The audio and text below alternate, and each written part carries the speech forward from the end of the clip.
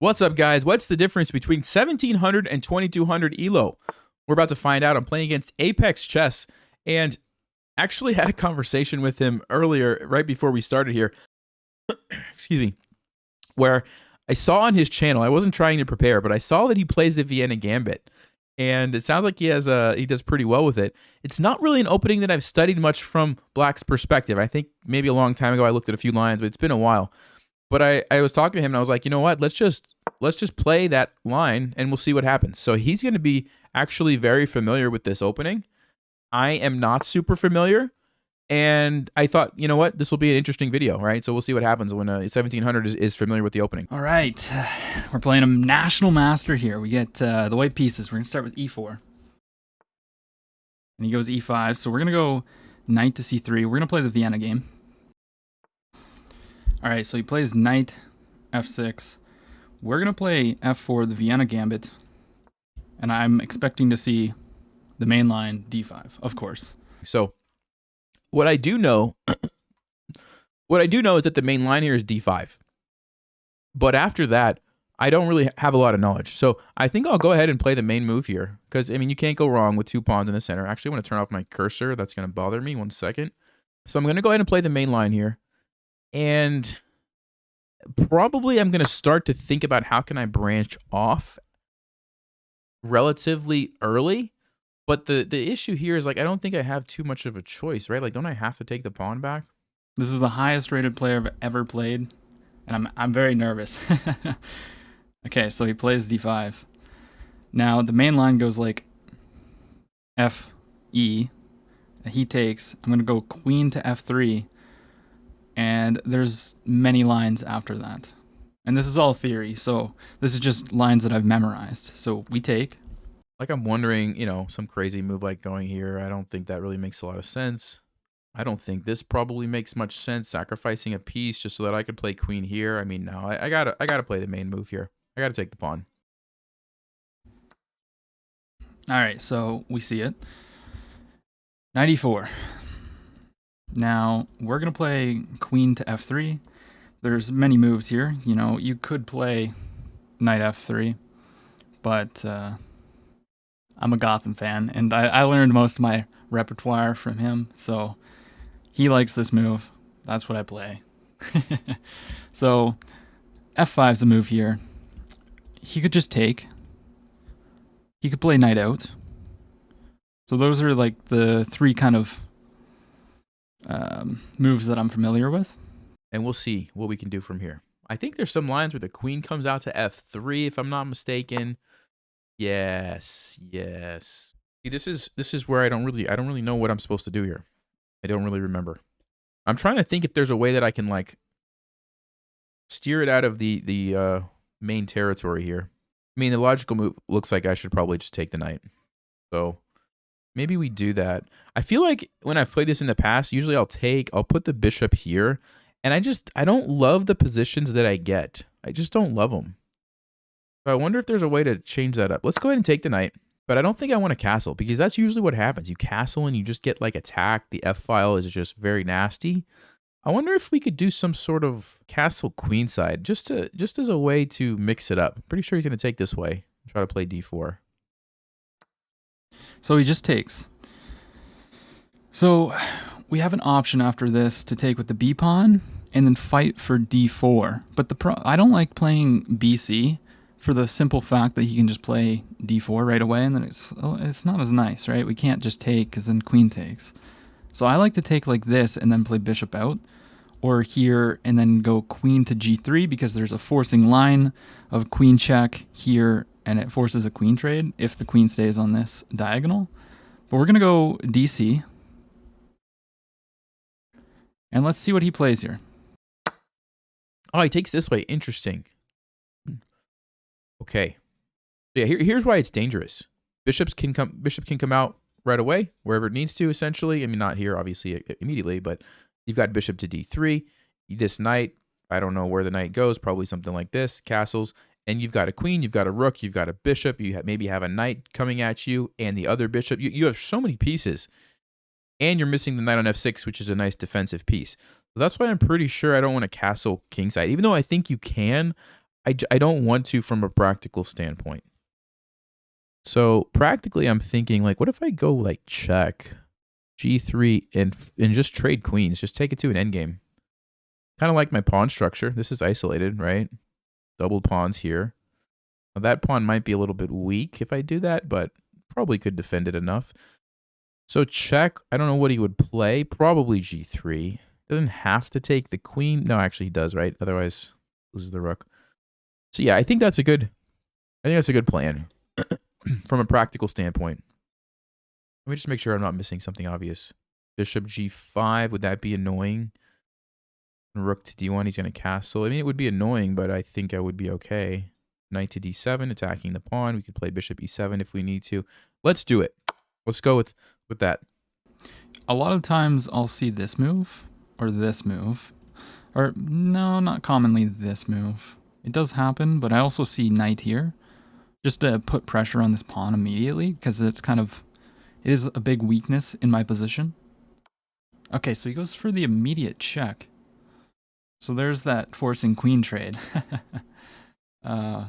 Yeah, so he didn't give me a moment. Sometimes they'll play like this, and then if I make another move, then the queen check comes. But he's going for the queen check right away. And this is, yeah. It's not a very fun line for the Vienna. Now he goes here, we take, he takes. Okay, and let's just continue with the plan here. Force the queen trade. It is kind of a difficult position to play, because this pawn is very hard to hold on to, and I'm trying to figure out how we should try and hold on to this. Putting the bishop here is likely a good move, trying to anchor this in, but our bishop's not really, then it's just a huge pawn. That's all it is. But if we go here, then we'll try to long castle. So I mean, it's pretty obvious that we're going to long castle. So I don't see why we wouldn't just play this move. He might play here, and then I castle. He's not going to trade the bishop for the knight. Knight will come here. Or maybe we want to immediately go here and challenge the bishop, because this bishop's probably going to be pretty strong. I'm also debating on whether I want to put the bishop on this diagonal here. Blockade his pawn. Let's go ahead and just play bishop here. I don't see anything wrong with that. Just protect this right away. He might play h6 to try and play this. If he plays h6, I'm probably going to play h4. Just to prevent this from happening. But what I think I'm going to do is actually attack this pawn. And I think knight to d7 is the easiest way to do that. He could defend it one time. But maybe we even just go like this and we just try to win a pawn. Even if we trade these guys, let's just say, I'm pretty happy with the endgame structure because I've got the 3 against 2 over here, right? It's going to be difficult for white to create a passed pawn here, whereas I can relatively easily do it over here. So I'm just thinking about that as far as like as we transition into the endgame. Okay, so he defends it right away, which makes sense. He could attack this pawn at any moment and maybe even castle and attack it again. So that's something to keep in mind. Bishop to g5 or g4 would stop castling temporarily, but I can't really keep that bishop there if he wants. Knight to c6 looks like the most natural move, but then I'm afraid of bishop to b5. I mean, I'm not afraid, but I'm going to not be able to really win this pawn in that situation. Bishop d7. This gets traded. Maybe that's still fine. Other ways we could approach this is put the bishop on this diagonal. Don't really have any other pieces to pair with that, though, so I don't love that. Maybe I will just go with this. Because let's just say we go here. He castles. I play g6. He attacks my pawn. I go here. He's going to actually win the pawn first, and then I'm still not castled. I just don't love the look of that. I feel like I need a castle relatively quickly. So is it bishop c5 and castles this way? Is it knight c6, bishop d7, and castles this way? I don't know. My instincts just tell me just play knight c6. It just seems like that's where the knight should be. Maybe the knight wants to travel to this square eventually. Maybe something like this. We need to maybe go here and target the pawn, is what I'm thinking. So since we got this out, if there's no immediate threat, we might play bishop here right away. If he does this, then we can do en passant. So he's attacking the pawn and developing, of course. So if I go here, he can't really push. So I think I'm going to immediately attack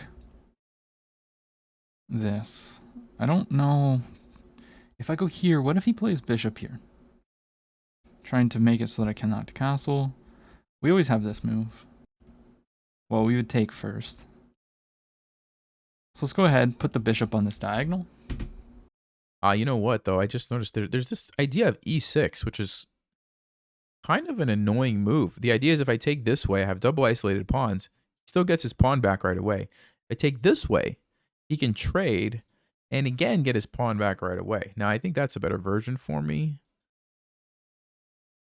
because I would still have the 4 against 2. He doesn't go for that. He just attacks the pawn directly. Okay, so bishop f5 seems like a logical move, just defending it and getting ready to castle potentially. If he castles first, obviously I wouldn't be able to. Still feel like that's the move I should play. There is this maneuver to put pressure on it, but I'm going to have time to do something about that. So yeah, let's go bishop to f5 just to defend the pawn. And if bishop here, I think then we can castle, try to bring the rook here, or castle knight here, rook here, just put pressure. It should be kind of difficult to hold on to. Yeah, so he does go bishop there, which is a logical move. So now I'm seeing that he can also long castle. So I think I want to beat him to it. I think I want to long castle first. So let's go ahead and long castle. He can never push the pawn, and now he can never protect it using the pawn. So that is nice. And this doubled pawn is doing a very good job of controlling the knight. The knight would have to go here and here. This pawn, now that we've long castled, we do need to be a little bit cautious of it because it could be vulnerable to attacks. Of course, we can't play f5, right, because of en passant. If anyone was thinking that, don't forget about that pesky move. Right, so he castles first. And so we're going to have to either offer the trade or probably develop the bishop. Is there anything else that I'm missing? Maybe g5, sacrificing a pawn. It's not out of the question. I mean, it's not really sacrificing. It's just trading these pawns, essentially. But, I don't think I really love that. I guess I could play bishop e7, threatening g5, and then we just grab it. Now, that actually makes more sense, because this is a move I would probably want to play anyway. Yeah, I do like the look of that. All right, let's go. I mean, bishop c5 is a good diagonal, too. But I think I like this idea of just having that available right away. And, of course, if we need to castle kingside, we can easily do that. Yeah, so he develops the bishop there. He wants to short castle. So I think I need to finish my development. I might go here and then try for this. But am I really achieving anything if I do that? Kind of. I am putting pressure here. But if I go here and he anticipates that I want to do that, he might play this move. But then I guess I can rotate to here and go for this. And if I go here and he wants to give the bishop, then I'm more than happy to take that, I think. So let's go here. If he wants to trade, we're happy. If not, then we're going to play this. And he can't push because we would just take. Long term, I'm thinking we end up trading these pawns is very likely. Trade off a whole bunch of pieces, and maybe we win the endgame because of the 3 against 2. That's kind of what I'm thinking. But there's always going to be tactics and things that pop up along the way, which could also obviously affect the outcome of the game. And by the way, the reason I'm thinking so heavily about the endgame is because we've already traded queens. Whenever you have an early queen trade like that, it's much more likely that you are going to end up in an endgame. Okay, he's going to go for knight f2. Makes a lot of sense. He wants to attack this. Oh, it also stops g5. Interesting. I forgot about that little idea there. Now, takes g5. He moves, and I win a pawn. The issue with that is, first of all, there's this check. I don't actually win the pawn. But even if that didn't exist, I would be very hesitant to take that because once the rooks come over, it's just, I don't know, it just looks too scary. So I think what I want to do is just castle, let him play knight f2. Let's say I castle knight f2, g5, bishop moves. I take this. He takes this. And yeah, the game goes on. Okay. Yeah, let's do it. Let's go ahead and castle. I think we're going to just go for that line.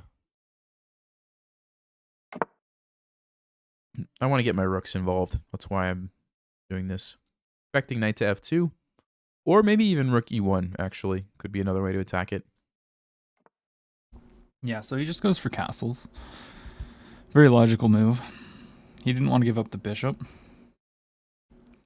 So now, I think we continue with our plan of going here. I imagine he's going to play something like this and probably really try to target this pawn. And if here he pushes, I go here. Yeah, I think we need to play this move. It was kind of the whole idea behind playing knight to h3, so why not go through with it? And sometimes what you can do is not actually recapture the pawn. Like, I don't necessarily have to trade these pawns straight away. Like, I could maybe in some cases let him take that first. The idea being that following later, I'll be able to win this. Okay, so let's just start with the obvious one. G5. Pretty sure he has to move back, probably here. Takes, knight takes. I could trade the bishop for the knight. I don't have to. I could just leave it and play like h6 or f6. Yeah, I mean, honestly, I don't love the position. But if I just do this, I don't actually know that we'll be able to win the pawn back. So I probably have to go for it right now, unfortunately. All right, so we're going to go with this line. The reason I don't love it is because I'm making these weaknesses here, right? So you have to be careful. But once we're able to win the pawn back, I think it's going to be all right, unless I'm overlooking something. Ooh. G4 right away. Oh, wow. To be honest, I did not expect that move. So if I just go back here, what's wrong with that? I don't think there's really anything wrong with that move. I mean, I can't go anywhere else. I'm not going to go here. I walk into a fork, which he can't really take advantage of. But I go here. What's his next move is what I want to know. The pawn's still going to be held. So we just slide back. What is the idea behind that? Oh, he wants to win the pawn. He wants to win the pawn. Ah, yes. I completely forgot that the only defender of this pawn was this bishop. So after this, he takes. So bishop e3, knight e5. Where does he go from there? Knight e5, we take, he takes. I go here. We have pressure on this. Does the knight have any good squares? It goes here and then hits the bishop. Ah. I see the issue. Here, here. His plans to go here. Maybe I want to preemptively go all the way back.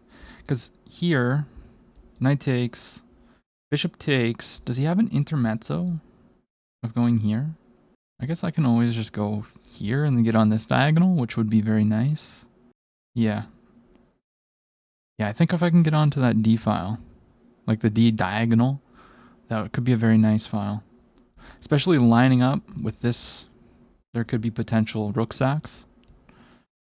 So let's play bishop to e3. I completely overlooked that he's going to win this pawn, but I will win his in return.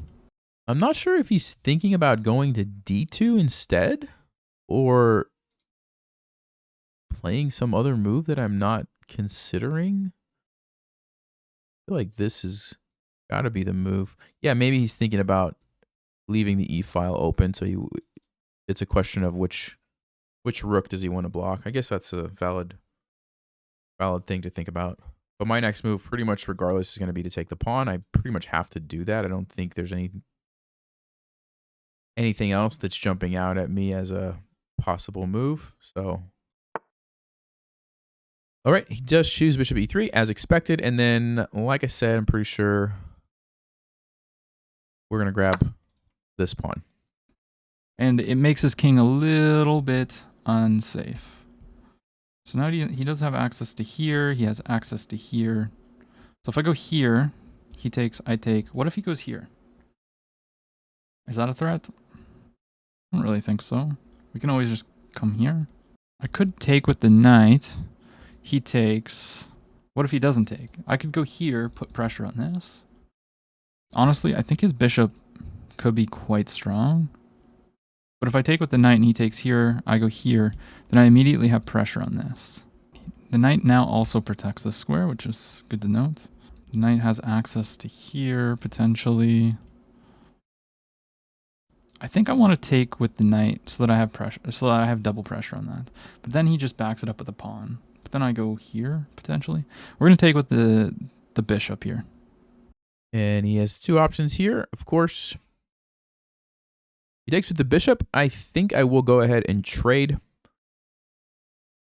Otherwise, it looks like we're going to lose a pawn anyway. So probably trade an h6 or f6 at that point. He takes with the knight. I could trade and play c6.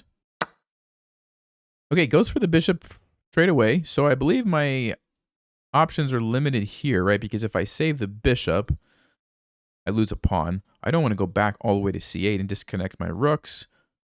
Can't defend it. Can't really create any counter threats. I guess that's not true. I could go here, but I don't really want to give up the bishop for the knight like that. This just looks like a very good bishop. So I believe we take it. Okay, so he takes with the bishop. So obviously our plan was to go here. So we're going to take. Now we have pressure on this pawn, so he has to protect it in a manner. Probably play h6. It's a question of what do we do with the pawn? Because we could actually, now that I'm looking at it, we could push it forward, trying to get an aggressive outpost for my knight. But then I open up some squares and things for his pieces, or I just play h6 at the idea of playing f5, f4, and then using this pawn as a annoying thing here. Other option would be just to play f6. See, on h6, I'm a little bit concerned with h4 because I don't want to take here, or it just opens up my king, right? So I think I'd have to play f5. The knight would move somewhere. And then I'd have to probably play f4, but that also, I don't know. My king is getting a bit exposed in that situation. On f6, h4, we could simply just play g4 and then hop in here. I could play g4 right away, which honestly is not the craziest thing. On h3, f5. Just to support that, the knight can jump in. I do like the look of that, actually. Now, how big of a deal is this f4 square? Like, if he just goes bishop f4 straight away, if I jump in, I'm losing a pawn. That's actually not what I want. I don't want to lose a pawn. Yeah, decisions. What if I played knight f3 first? There's an idea. But then it opens up this. Maybe bishop d6. Okay, so there's quite a bit happening here. Well, I don't want to overthink it, so I think maybe I will just go with h6 and then play f5. The knight moves, play this, takes. Yes, there's a check, but I could just tuck my king, even on like h7, I think it's fine, right? It's not a huge deal. I've got the passed pawn there that he has to deal with. The knight over here, we could trade if we need to, or just attack. So yeah, let's just do that. I'm noticing that these two pieces here are a little bit loose, but so are mine. So if I could get my rook onto this file and then, have some captures, we might have some openings. And if this knight ever moves, then we can potentially get a rook onto 7th rank, and that could be very deadly. So I think it's kind of key for him to keep that there. Yeah, so he plays h6. I'm wondering if I can play this move. It weakens our g4 pawn tremendously. It creates this hole here. It creates a lot of weakness. But if he pushes, then this falls, attacking the rook. But the rook wants to improve itself anyways, so maybe that's not a great move. Maybe we need to focus more so on his weaknesses. I could play this, and actually that's a great diagonal for the bishop. We attack the knight. So if I go here, where's the knight gonna go? The knight can immediately challenge me. I don't like that. Yeah, so if I go bishop here, the knight can just go here. It would undouble my pawns, but then my rook is shut out. Or I could take with the rook. What if I just play this move? It weakens the dark squares here, but I don't think he can really take advantage of that, and I don't want his knight to come here. Yeah, I think I'm going to play this move. Normally, if there's queens on the board, I might say don't do it, but I'm not really afraid of this check, because I just moved the king over. That might really hinder me in the endgame, though. I just really don't want this knight to come into the position and challenge this bishop. My bishop's going to be much better. All right, he goes b3. Interesting move. So he wants to stop the knight coming here and maybe make a place for the king. I have a check. I don't know. That might actually be a bit of a useful move because it forces the king here, so he would at some point in the future have back rank mate problems. The other thing I'm thinking about is I was expecting him to play a move like Rook E1, lining up on these pieces, and I was actually a bit concerned with that because whenever you have multiple pieces in the same diagonal or file and they're undefended, you got to be really careful. There could be tactics that open up. So getting one of the pieces off of that file straight away actually looks kind of appealing to me. I don't really have to worry about it getting trapped because I could always play A5 and then unleash it that way. The fact that I lose control over here is not a big deal because when I play F5, the rook supports and the knight has to move anyway. Kind of a useful move. So I think I am going to do that. Yeah, we'll go ahead. I think I'm going to throw that in and then still continue with my usual plan afterwards. F5, F4. I am thinking, oh, but maybe he can play this? Then where does my knight go? Oh, then my knight has to become very passive. Can he hold on to that right away? I don't think so because the bishop's there. Yeah, so he goes for the check. That's fine. We're going to go here. Yes, the bishop is doing a good job of controlling me, but maybe that will bite us down the road. Where's the knight move to? Here? You trade it. I might be happy to actually trade that. I don't have to. We have to watch out for some forks. We played b6. Rook f7. Seems okay. And maybe this guy could come over and chase the knight out like that. All right, let's go ahead with f5. That just feels like the most natural move there. I don't think we need to think about that too much. Gain space. It's got a rook behind it. This defends the f6 square. Gains a tempo. I mean, everything about that move just looks really great. So let's go ahead with that one. But I'm going to argue that, you know, the bishop doesn't really need to be there right now. And we are actually threatening to go here.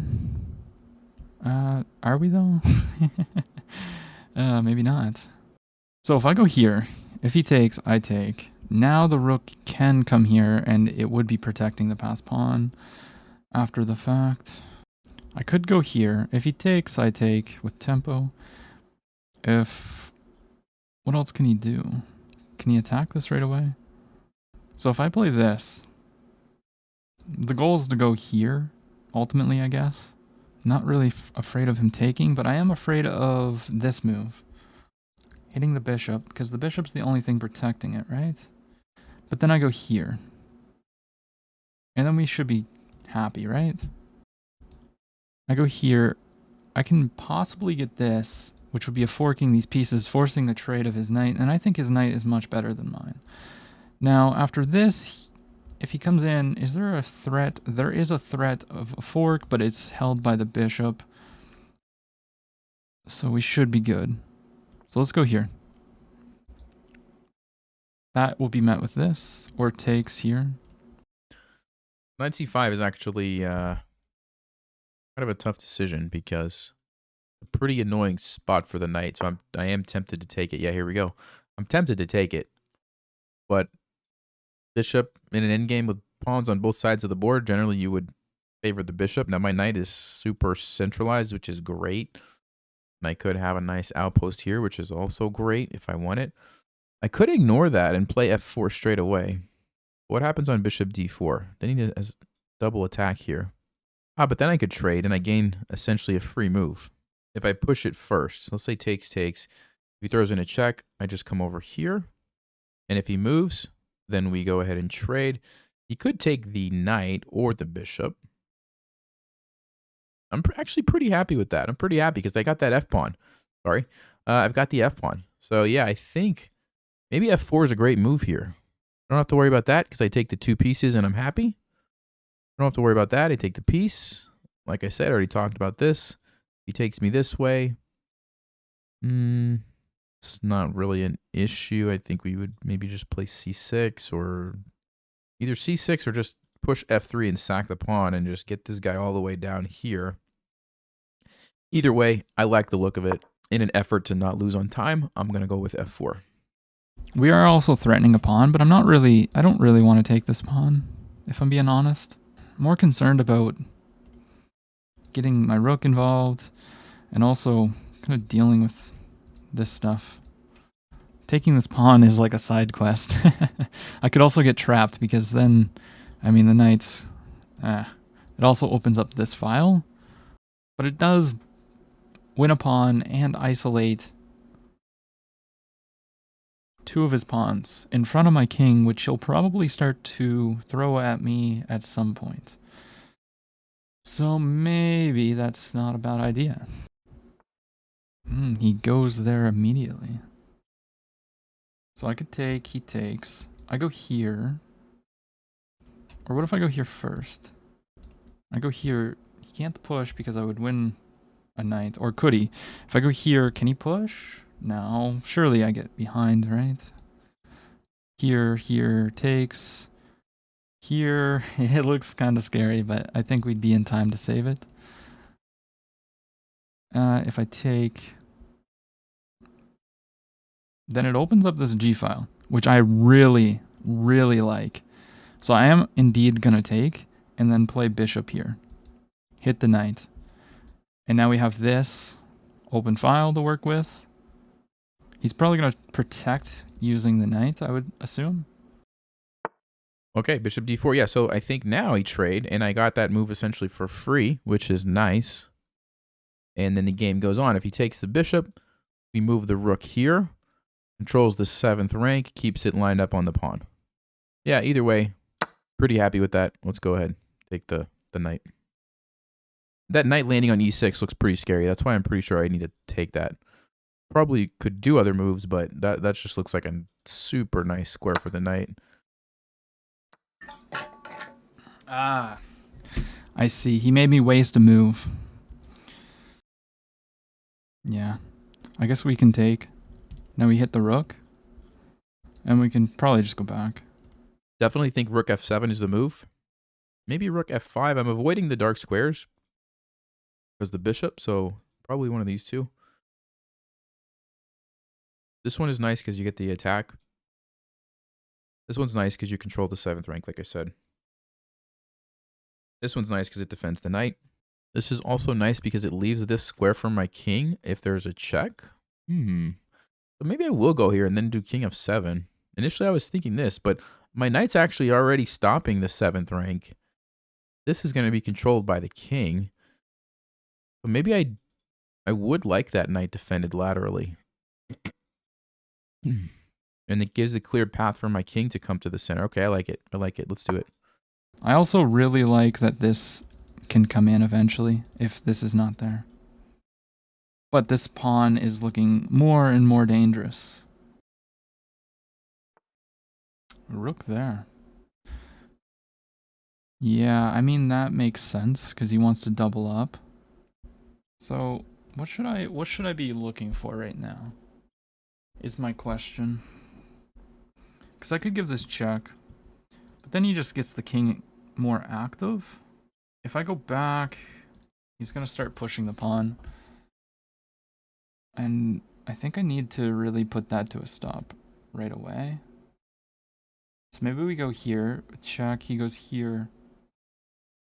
No. No, no, no, no, no, no. This pawn. We need to deal with it. He's going to push it on the next move. If I go here, what's he going to do? Here, here. I go here. Does he have a way? He can come here. But then we can pin him. We don't have a light. We can go here though. Okay, so yeah, let's go ahead play here. And we're just trying to get this because he's gonna want to push. Definitely, like in a bullet game, I'm pretty sure I would have played this move straight away, which I think is a good move, but this one might be a little stronger upon second thought. Even on here, maybe even Rook G5, and then we get the connected pawns. Could be really valuable as well. All right, interesting move. Maybe he wants to double up, or he's getting ready to double up in the future. I don't know if I want to push that just yet. I think maybe I want to really just start by getting my king to a more active place. Also, this rook. I don't know if this is where it needs to be, right? I feel like the G file is better because I have more options to invade. Of course, I could go here and then just move the knight, so it's not the end of the world. Definitely just don't like my king being in line here, though, so I think we can safely go king f7. Am I going to lose this pawn somehow if he doubles up right away? No, I could defend with the knight, and I think we're good. Or just push. I got to keep an eye on that, but I want the king to be active, so let's go ahead. Okay, so he just activates the king right away. Very principled play. So I could double up, but I don't think that's going to do me any good. I think I need to now... My king's not active at all. That's a problem. The rook also belongs on this file, but and now I can't pin him, so he'll be able to go there. So maybe we want to play h3 right now to stop the knights from coming in. But then he's going to play this, and there's no more check first. So I kind of need to play this, get my bishop back to safety. And I would honestly be very happy to see that. I'll go here. If he tries to take this when I move the rook, we can trap it. Pretty happy with that, so I don't think we need to worry about that. Question of where does this rook need to go really is what it comes down to. I think here. I just feel like this is better. Okay, he's trying to take the knight. Maybe we have a fork. If I want to trade the knight for the bishop. Let's say rook d3 takes. It fixes the pawn structure, though. I don't love that. I don't think that's the way to go. No, I don't think so. I think we just get this rook into the game. Maybe even just pin it. Let's just pin it. And we're down to 2 minutes roughly each. So the moves are going to start to become a little bit not as accurate. I don't know what that's planning. I mean, I can't take, obviously. Maybe we play king here. He does have checks, but they're all covered. Start to get the king a little bit more active. I don't think it's a bad thing. So king here always protects the rook. We could just take. Maybe that's what he's planning. I think he wanted to play this so that he could take the rook for free. Because now I'm threatening, to force this move. With 2 rooks on the board, I have to be a little bit careful with how aggressive I get with my king. But if we trade rooks, then definitely I'm free to go. Okay, can we fork now? What happens here? c5 takes. We still have that extra pawn, which is nice. Here, I guess he goes here. We take. Still fixes the pawn structure. Don't love it. I think... Oh, but on c5, he just takes this. I could go b6 first. Let me go b6. And I want to just play c5 and kick the bishop, I guess.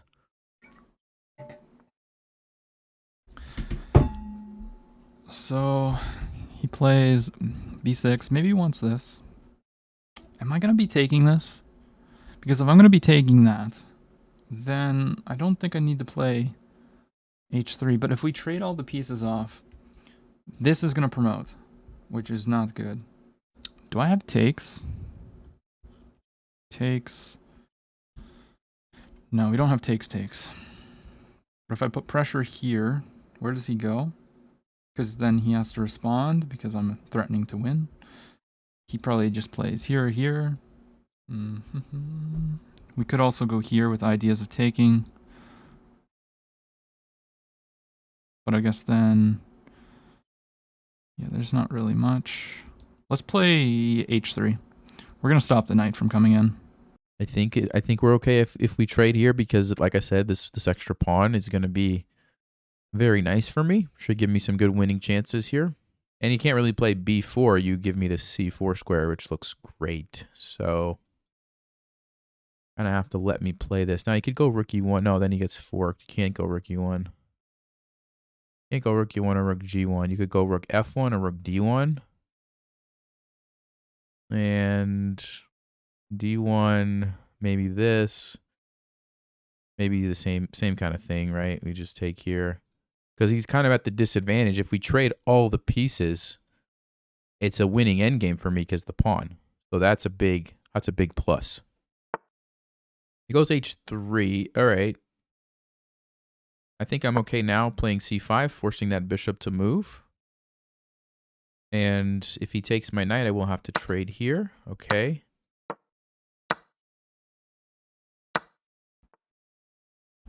Yeah, now he goes there. So we kind of need to take. He takes the rook. Now we don't have any intermezzos, so I take. He's going to take. Then I'm going to have to go here and fight for this pawn. It's going to be an endgame. And he has a passed pawn, which is definitely an advantage. So yeah, there's a couple things that I really like about my position. Number one, I have the passed pawn. Number two, his king is cut off. Now that being said, if I have to play here, it's no longer cut off. So I would love to be able to get away with this, but king to d3, my king is one square too short. Maybe I should have played king f6 before I did c5. Maybe that would have been smart. Yeah, I mean, here I could still go with the check, still have the outside pass pawn. Could also just go here and force the king to come in front. That's not bad either. Then we can run over like this. Which way is better? Check. King's gonna go here. We snag that. Check. I have to make a tough decision in that case. All right, I'm gonna go this way. I'm gonna actually go this way.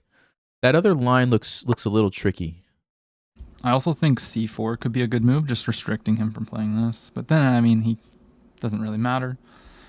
But if he loses this pawn, I don't think he has winning chances. I mean, he probably does because he's 500 points, or almost 600 points higher rated. But yeah, so he goes there. No, we're going to play king here. We're trying for this. Looks a little tricky. Okay. I think we go here. I need to make sure I can get to this pawn. I don't actually know if I can get to it in time, which would be probably a draw. So if he goes here, can I go here? No. That's bad. Maybe we needed to go like this and come this way. Ooh, I think I might have missed that. Okay, so we're going to play this. If he plays here, I go here. Yeah, I'm going to go here. He'll give a check. I can't take. If I go here, does he just infiltrate? No. Yeah, we're going to go here. He's going to give a check. I'll go here. I cannot take the pawn. I'm going to set a little trap here. Can't take it. He's got to go here, and then I can come in and start hunting these pawns. Okay. I'm going to lose this one, but then I get my choice of these guys. I thought he might do that. He's going to pick up this pawn and have an outside pass pawn, isn't he? Unless I go here, protecting the pawn. He might go there. No, he brings the king. No, because then I just take. He has to protect with the rook. and then I should be able to take. This is the kind of game where if you've really studied up on your rook endings, that would be super helpful. But I haven't. So, okay, he's holding on to that one. Interesting. So I'm going to go this way then and take these. Oh, I forgot about these pawns. Oh, no. Okay, well, let's go here. We do not want to allow him to take this. That's the last thing that we want to allow. But now he can push, and if I take, he can take there. Probably rook takes here, and then I grab this. Now I have a pass pawn over here. I mean, this is how rook endings are. Oh, he's going to just defend. Interesting. Okay. I can go here. I can force the king over. I guess we'll do it to force the trade here. Honestly, I'm not sure, guys. Like, in full, transparency, I don't really know what the best approach in this position is. I never really like got super in depth into like rook endings and studying them extensively, and so I couldn't tell you like exactly what setup I should be going for here. I mean, I know passed pawns are valuable, but which ones and in the exact configuration is it better? I don't know. We might have got a little bit too risky there. Because now we just lost a pawn. So what happens after takes? He can protect this with the king. So I think I need to take. He takes. Check. He's the one winning. He's the one fighting for a win. For sure, for sure. So let's put our rook here. We're going to try and cut the king off. So some of this, you just have to kind of do your best and try to figure it out as best you can as you go along. Like right now, do I run this way or this way? I don't know. I'm going to run this way. We're threatening check, but that doesn't do anything. Oh, but my king's also cut off here. Yeah. We don't really want to allow him in here. So, what if I go here? He probably just pushes. I could go check, actually. But then he comes in. I don't think's really that big of a deal. Maybe I go check. Let's go check. My logic tells me that if I can get my king here, I've got like 3 targets, which seems pretty good. And he's going to have to leave at least some pieces over here to guard this guy. Okay. I'm going to stick with the plan, keep the king on this side of the board, and hunt these guys. Now, I think I am actually going to play c4 here. Just so that we don't have 2 weaknesses. We only have one. We only have to protect this. c4. All right. We have to break through somehow. Should I just play b5? Yep. Let's do that. Yes, it messes up my pawns, but it, more importantly, I think, allows my king in. So He immediately strikes. Okay, let's go ahead and take. Let's go here. We're going to try and kick this off of the defense of this. Okay. I'm going to just keep it there for now. She doesn't allow. I don't really want to allow this to go down the board. My king's kind of fighting for the wrong things. So can he just come in? But he's got this outside pass pawn that's going to just go down the board. The rook doesn't really need to go there. It does not belong there at all. You can give checks. I don't know what to do. I do not know what to do. In a perfect world, I'd like the rook to be behind the pawn, but it is what it is. This is where it is right now, so keep it there. And it's still a threat. I mean, it's still something that the white has to watch out for, right? Like this plan. But I'd like to time it at the same time my king is infiltrating to attack here and try to get white in a situation where they just can't defend it all at the same time. Because if you imagine if I push this down here, if I push this down right now and force a trade, I would win the endgame. So that's something to keep in mind. I don't want to lose this pawn to like a rook later. So before my king starts running off, let me just push it up. And then we can do this.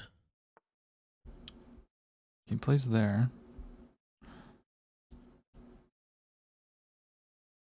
Let's go ahead and play rook to c2. What I want to do is just hold this square so that he can't push. And I want to play a4. And I'm just not sure. Yeah, he's going to try to stop that plan. So I guess now we have to push this. No, I don't think a4 does anything. But, yeah, this is just brutal.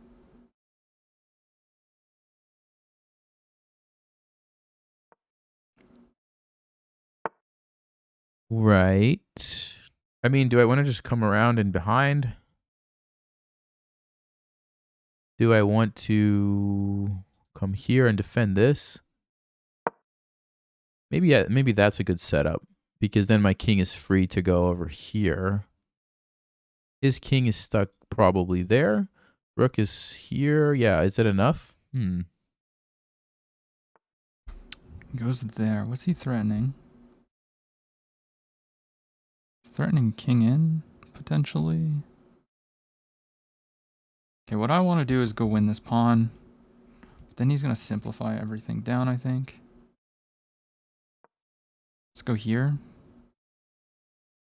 Maybe rook here was a little bit more accurate. Oh, I couldn't go rook there, though. Okay, now let's go here.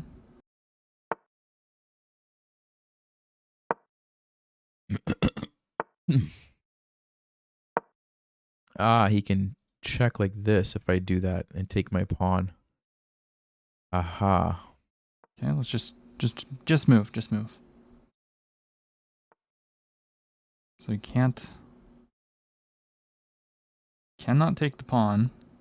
So let's just move the king. Is always protected.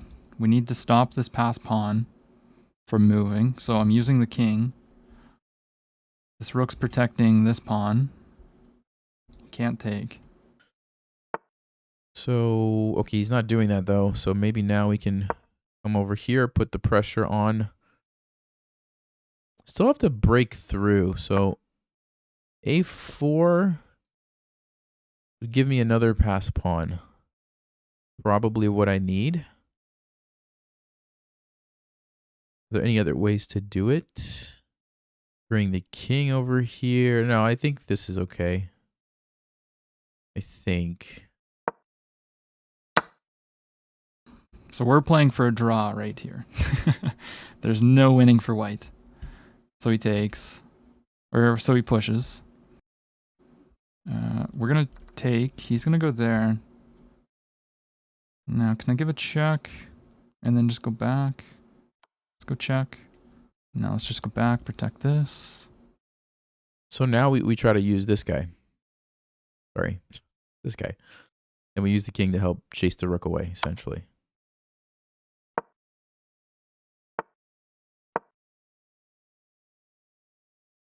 So here.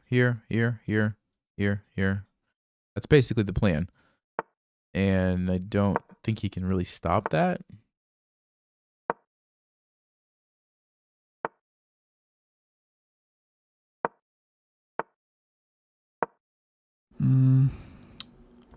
Okay, our king, yeah, there's just not a whole lot for us to do here. Just gonna get there. And now, So after this, he goes here. So we likely have to sacrifice the rook. Yeah. Otherwise, he promotes. I mean, we obviously can't allow him to make a queen. If we go here, he just goes here. Is there any tricks? I don't think so. If I go here... Yeah. I mean, we have to sacrifice the rook. And, yeah, I mean... He's going to clean up. I will just play on because I'm sure that this will be instructive for many people. Okay, let's go ahead and push it again. And there's going to be a few checks, but we should be able to like loop around and hide over here and get the queen. Yeah, so he's going to sack that. But of course, the rook is enough to win. So we can hunt the pawn over here. And then come back for the checkmate. And so he's just going to want to make sure not to stalemate. It goes there. He wants to give up the pawn. If I go here, there's checkmate. So we're going to go here. And we'll take the pawn now. And then he can show how to checkmate with a rook. He just walks you down until there, and there's checkmate. Good game, good game. All right, good game to Apex Chess. We're going to have a little discussion after the game. I'm going to put that link in the description. That video is going to be on his channel, so make sure you go check that out if you want. But thank you to Apex Chess. It was a fun game, and hopefully you guys learned something from that. See you next time. Stay sharp, play smart, and take care.